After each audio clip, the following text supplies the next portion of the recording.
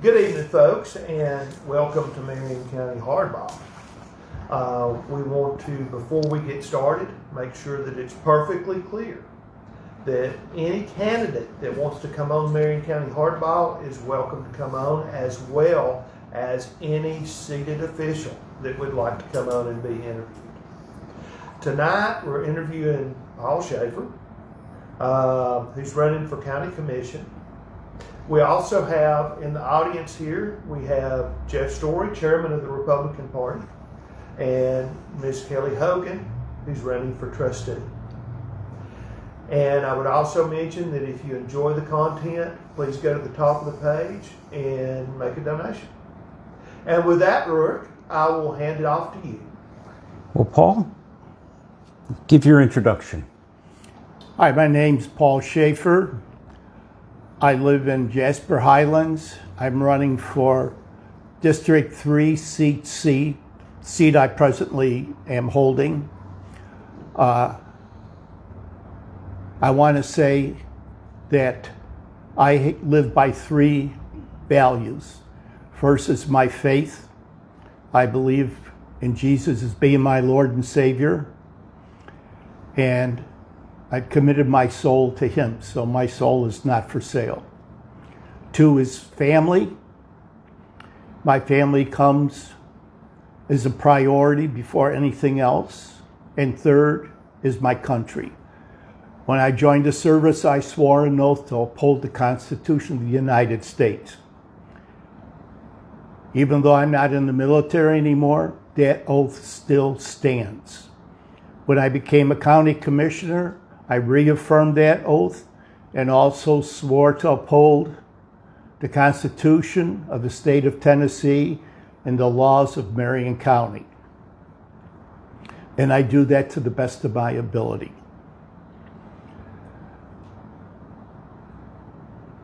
First of all, I want to say it's a storm that's coming this way. I want to commend our county sheriff and our county highway department as they prepare to service our roads to make sure that they're clear for people to pass on. Give them a break when they're out there working. They're working for your benefit.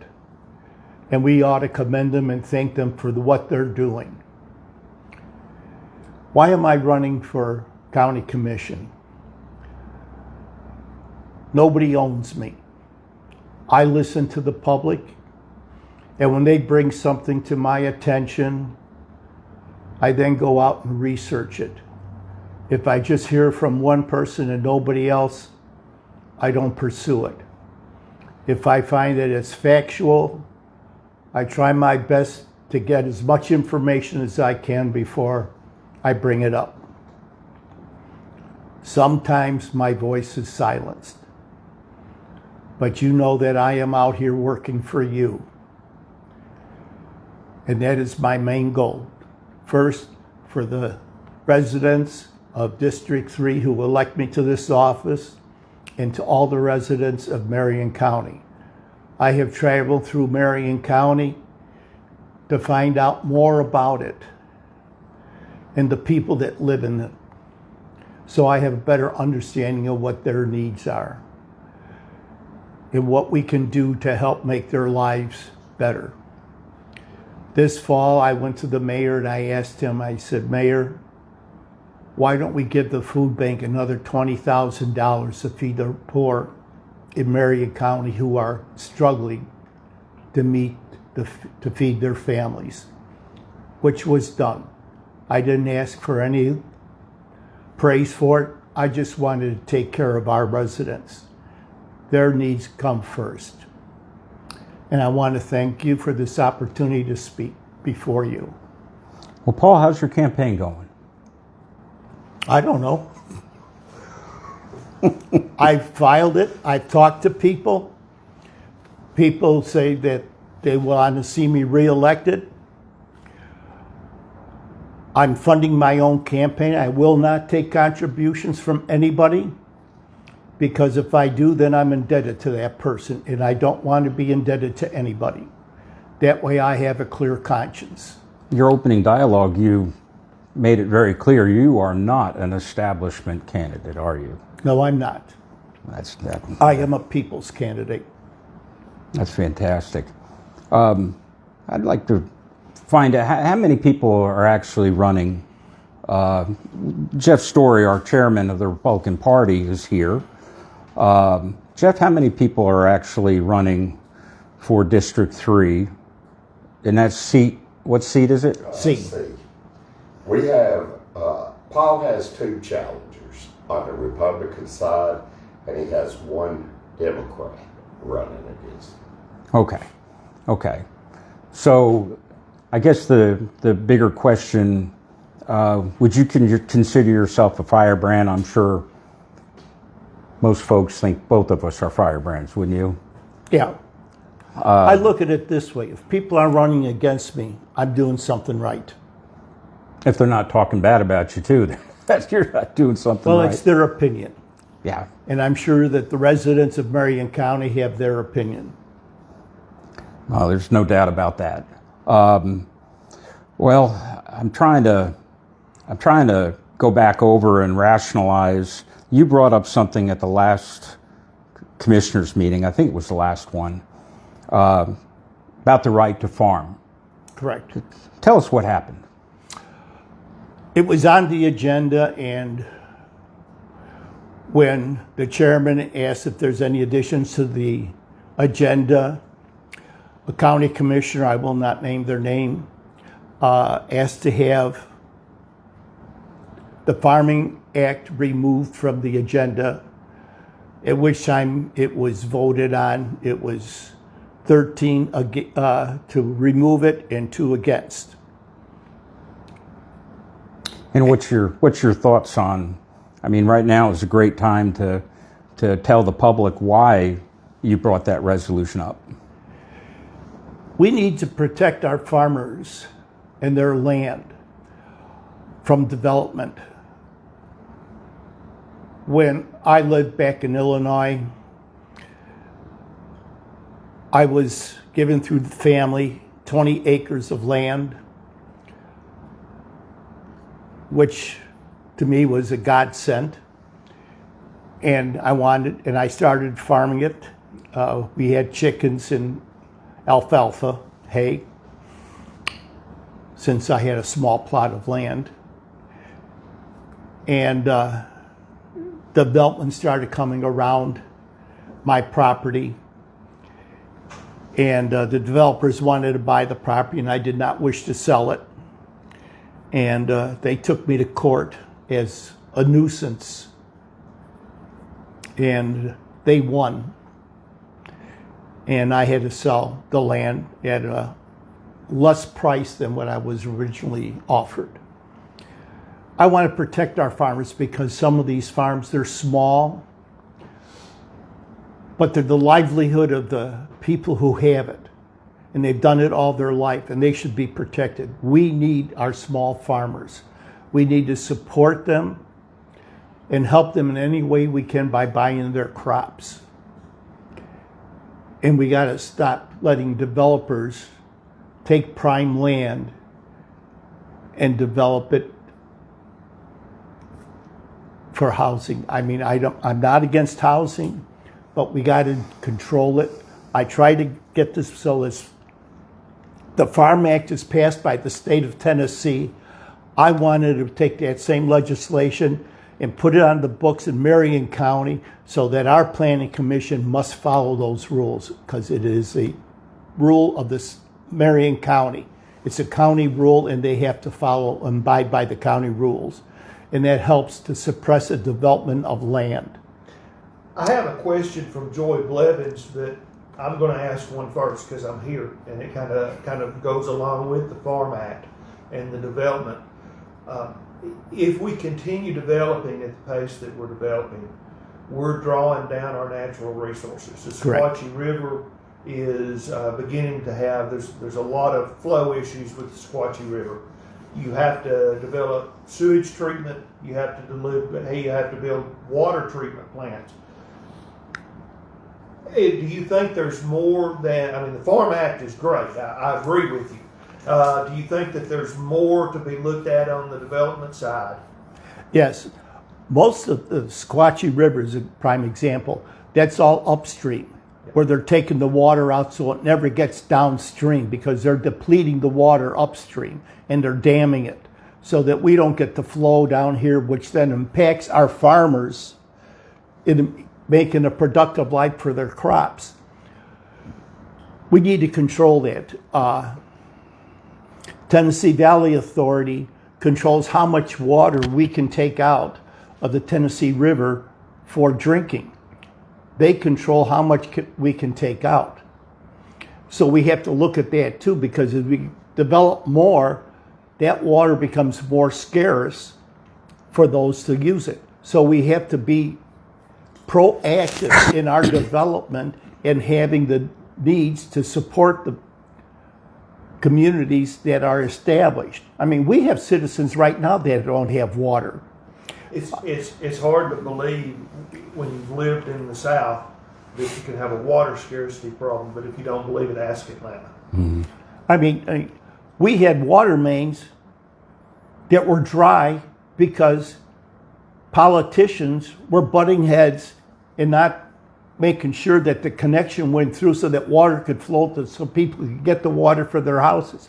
And that's unheard of. When I heard that, I almost blew a gasket. No, politicians meeting between the city and the county.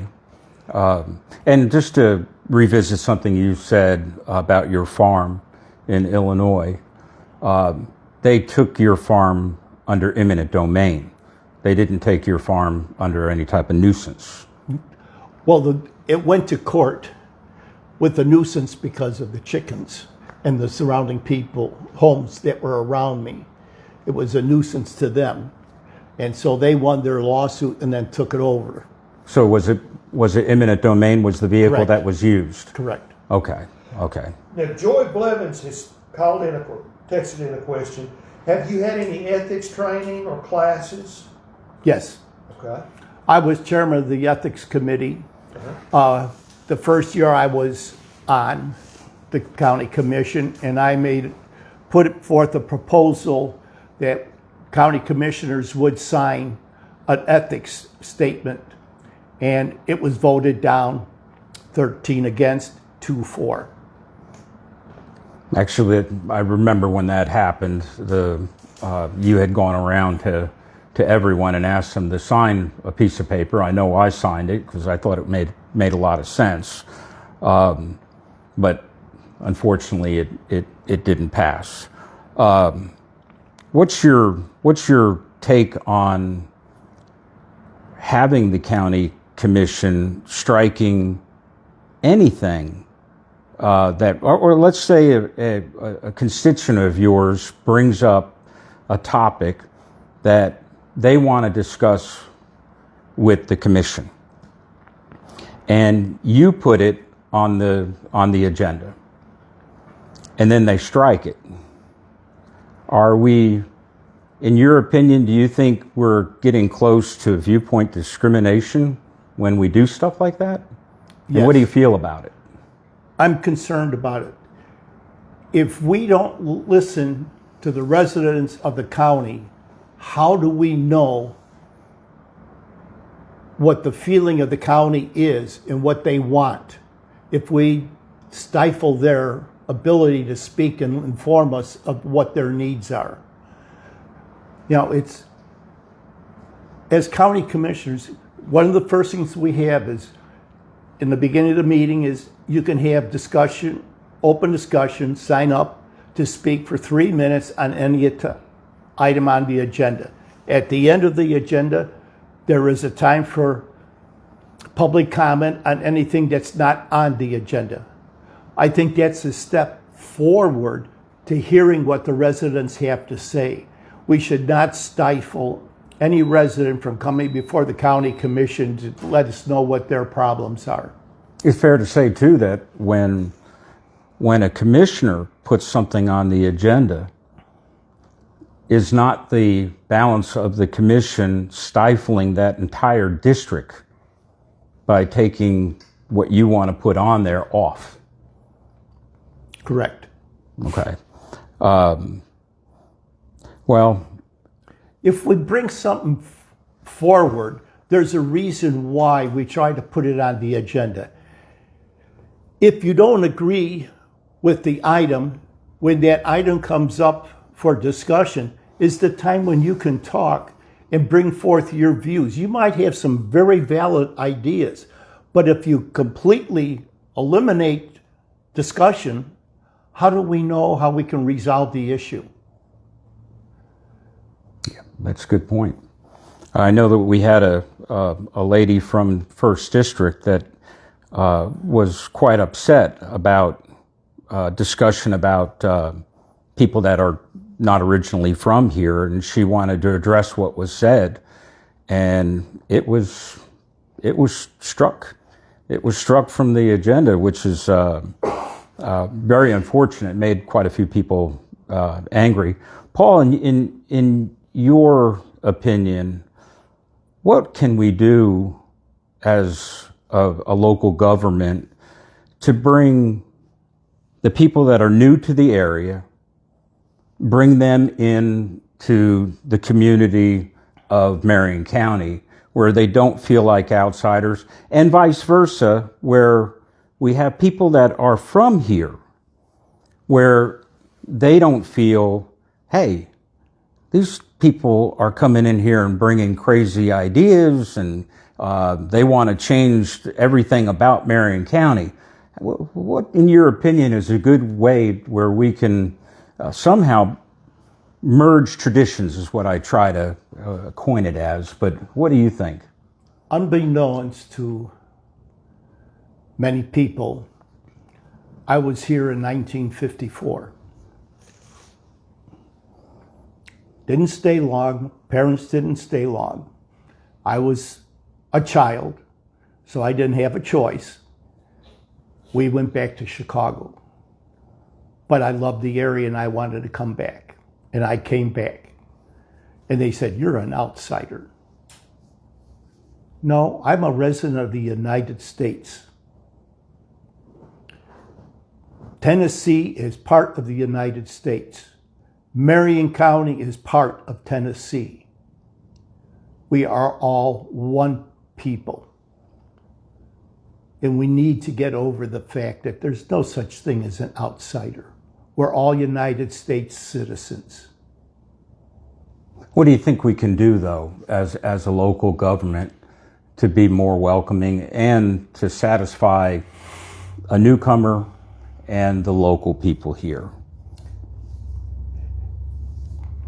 Back in Illinois, when I moved into a community, they had a welcoming committee that came to our house to welcome us into the community. They informed us of some of where the library was, where the churches were. All the churches, it wasn't just one church. So that we could be informed, and they said, if you need anything, let us know. I think Marion County, working with the cities, should try and establish a welcoming committee to let people know that we do welcome them here in Marion County. And what would you say to the people that are moving into the area as far as being cognizant of the feelings of the people that are originally from here? If we can give them a little history of Marion County, I think it would help them better understand Marion County. When I decided to run for county commissioner, the first thing I did was I went to the library and tried to find a history of Marion County. In Jasper Library, there was one book on the history of Marion County in a book of Tennessee. One chapter. So I went out and I went to the different towns. Best place to go is the local coffee shop. Sit down. I've never seen people more willing to talk about their heritage. If you want to listen, they are proud of Marion County and they're proud of what's here. Now, the past history, a lot of bootlegging went up. Where I live on Jasper Highlands, that was one of the prime bootlegging areas because there was only one road up the mountain and they could catch the revenuers coming up the mountain and shut down the stills before they got there. Coal mining, ore mining was the backbone of Marion County. The coal mines dried up, closed down. The ore mines closed down. We still have Lodge Cast Iron as the prime employer of Marion County. We need to get more industries into Marion County so that we can train our young people into these industries to keep our young people here. They're leaving. And if they leave, they're the backbone of this county. And if we lose them, we're going to die. We got to find some way to keep our youth here and give them productive jobs where they can support their families. Going forward, as you get reelected, let's say you get reelected, which Lord willing, you get reelected, what do you want to accomplish in your next term should you get elected? I'd like to see a more open dialogue between the mayor's office, the county commission, and the school board, school districts. Our school districts need to improve education-wise. We do well in sports, but education-wise, we need improvement. We need to give our children a great, not a good education, a great education so that they can succeed. Well, I tell you, I think you've covered everything. I want to make sure that Jeff, what's a good number to get a hold of you as the GOP chairman? What is a good number? That would be 423-596-7551. And you're actively recruiting because there's still time. We've got till February 19th. And we would love to have more people come out and run for these offices. Yes. We also have Kelly Hogan. Kelly, thank you for stopping by. How's the campaign going? Fantastic. I'm seeing new people every day. Good. And Rurik, how's your campaign going? I'm campaigning right now. I'm right here. This is what I'm doing for the community so that everyone, and Duke is the one that is making all this happen. No. Oh, okay. But I think Jeff, though. why don't you fill us in on what's going to happen tomorrow night at the Princess Theater? Sure will. Please. Why don't you guys switch seats? Sure. And we'll get you on with Rurik.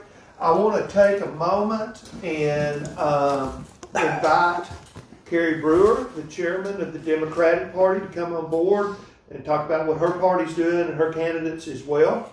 And Jeff, with that, Rurik, I'll hand it Jeff, what do we got cooking from the Republican side right now? Well, Rory, before we get to that, I announced today that I am seeking the seat of County Commissioner in District 1, seat C. But more to coming on that. Okay. Tomorrow night's an exciting night. Turning Point USA Action Committee has scheduled a meet and greet at the Princess Theater at 5:30, open to the public. Many of you know that Turning Point USA was founded by Charlie Kirk, who was tragically assassinated. He was an awesome man of God. He was a conservative, and Turning Point USA and the Republican Party, the RNC, kind of meshed really well together. I've heard President Trump and Vice President Vance say they would not be in office if it wasn't for Charlie Kirk. So we're kicking off Turning Point USA in Marion County. We have Monty Fritz will be one of the keynote speakers. He is running for on the Republican side for governor of the United Tennessee. And then we have Mike Burdett, who is running for sheriff in Marion County. We have Larry Montague, who is running for mayor of Marion County. And then myself, representing the Republican Party. Those are your 4 keynote speakers. Again, it's open to the public, and we'd love to pack that Princess Theater tomorrow night. Jeff, what is that? Is the Turning Point discussion going to be all politics, or is it going to be faith-based, or are they going to mix it? I think the majority will be faith-based. That is my understanding. There will be some political discussion, especially on my part, representing the Marion County Republican Party. Our party is conservative. We believe that life begins at conception. We believe in rights for the unborn. We believe that God made one man and one woman. We believe in small government. Okay. Small government. And that marries what Turning Point USA believes. So there may be a little bit of politics, but I know I'm going to talk about my Lord and Savior. As far as other Republican candidates that you have, do you want to share them with us? Either they're existing seat holders right now, who's all out there that are actually, I think you have a bona fide status now, so that are bona fide Republicans that are either an incumbent or a candidate. Who do you have? Well, Roy, as you know, you're an incumbent running in District 1. Jimmy Haley will be my primary opponent for seat C. Roy is seat A. In District 2, we have Christian Ladd in seat A and Jimmy Cantrell in seat C. In District 3, we have Patrick Nugent in A, and these are all Republican candidates. And they're all bona fide Republican. They're bona fide Republican candidates, to my knowledge. Help me with Tony's last name. Mancinelli. Yeah. Tony and Steve Franklin are vying for seat B in District 3, and Mark Stanovich and Paul Schaffer and Dave Thompson are vying for seat C in District 3. We have Linda Mason in seat A in District 4. Dennis Rollins, who's an incumbent, and Linda is an incumbent. Dennis Rollins in seat B, and Terry Stiefel in seat C. In District 5, we have Jimmy Nunley, an incumbent. We have Logan for seat A, Logan Campbell for seat B, and Chris Morrison for seat C. All 3 are incumbents. On the school board, in District 4, we have Steve Bork. And in District 5, we have Jamie Lane. That is for the school board. For Marion County Clerk, we have Corey Blevins. And let's go real quickly to, we really have a crowded mayoral race and sheriff's race. So let me just give you those names real quick. On the Republican side, we have Tom Hudson, Larry Montague, and Travis Lane. For sheriff, we have Billy Mason, Dale Winters, Chris Webb, Wayne Jordan, and Clarence Slayton. Now that's a lot of candidates on the Republican side. And remember, the last day to turn in your petition is February 19th. So if you're a Republican and you want to run for one of these open seats, myself as the chairman of the Republican Party strongly encourage you to get in touch with me and to I'll walk you through the steps, help you in any way I can. And you've already provided your telephone number, haven't you? I have, but one more time, 423-596-7551. And Duke, if you could talk about Miss Brewer real quick. Yes, again, first of all, Mr. Story, I want to thank you so much for coming on and sharing that with us. We did have a question on one of our last interviews. Somebody wanted to know who all was running. Mm-hmm. So I would like to again extend the invitation to Chairman Carrie Brewer of the Democratic Party to come and share her candidates with us. If you are an independent candidate, of course, you're not going to be shared by either chairman. Right. Please contact us, and we will get you on here for an interview. Our next, if we can do a segment to represent who's running for the independent we side. Certainly can. And that way everyone knows yes. that and real quick on the SEC side, could you explain to the public what a bona fide Republican is? Again, this is the state requirement, state Republican Party. It requires that a candidate vote 3 out of the last 4 Republican primaries as a Republican. It also requires that any candidate be active in the Marion County Republican Party. And the state defines that real well. If you look, go to tngop.org and look at the bylaws. They're specific on what activities would qualify as being active in the Republican Party. Now, the state, it's my understanding, will vet all Republican candidates. So that's not done locally? No, I am not telling anybody they cannot run as a Republican in Marion County. That's,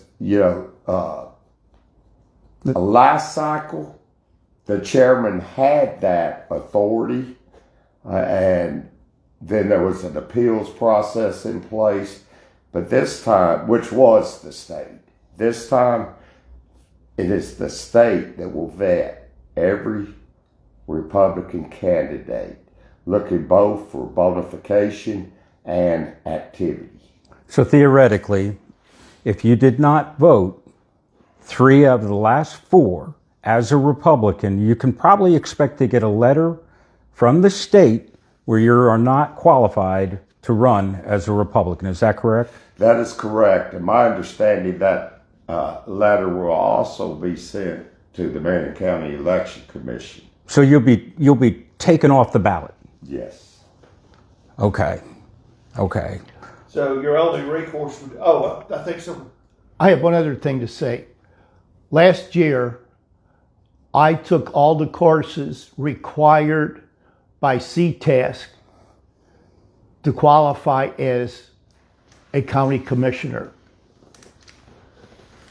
And I don't know how many commissioners sitting on our board have taken the classes required by CTASC. That's impressive. How many classes was that? Do you know off the top of your head? I think it's 12 hours 12 hours of training. That's pretty significant. Yes. Well, there's a bigger problem too, is that if you don't choose to take that online, mm-hmm. and you choose to go to some of those classes up in Nashville or wherever they're at, Knoxville. Unfortunately, you might be criticized for spending the money to go up and get those credits. Yes. I was criticized for attending a class. And since then, if I take a class in Knoxville, I tried to go to Knoxville, I've paid for it myself.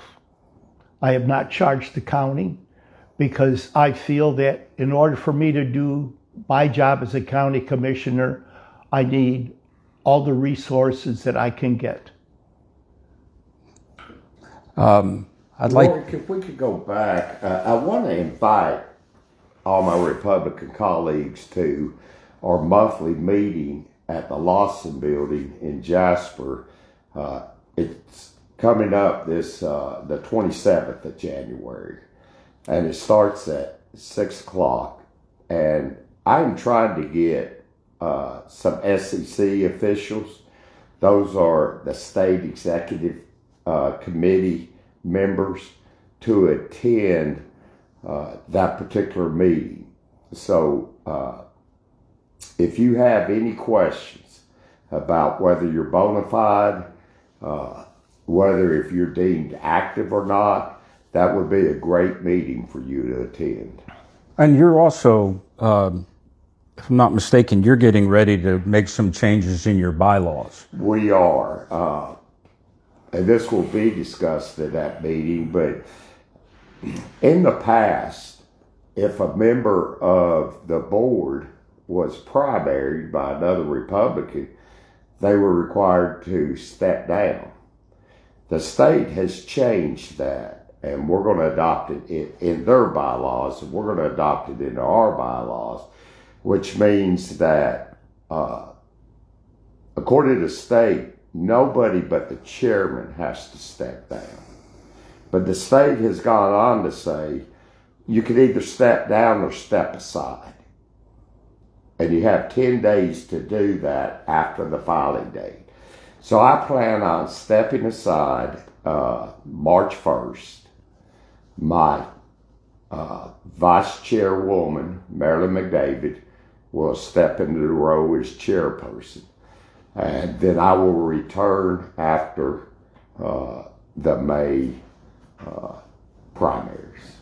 And again, as Duke, as you've said before, we would love to have Miss Brewer Yes. to come and do the same thing that the chairman of the Republican Party has done, and to represent the independent side. That's something you and I'll run down to the election commission and get everybody, and then make sure that their side is also represented. Absolutely. And Ms. Story, we'd like to invite you to put your campaign hat on and come back and interview with us sometime as well. I think Yeah. I'm scheduled, or asked to be scheduled next Thursday. Excellent. Excellent. Okay. And can we do a special shout out to one of our contributors, Mr. Joey Blevins? Absolutely. We would like to do a shout out to Mr. Joey Blevins. He watches, monitors the video and sound to let us know how it's going. I've noticed Mr. Brewer has got a new microphone and it's working really well. Is it good? It's going good.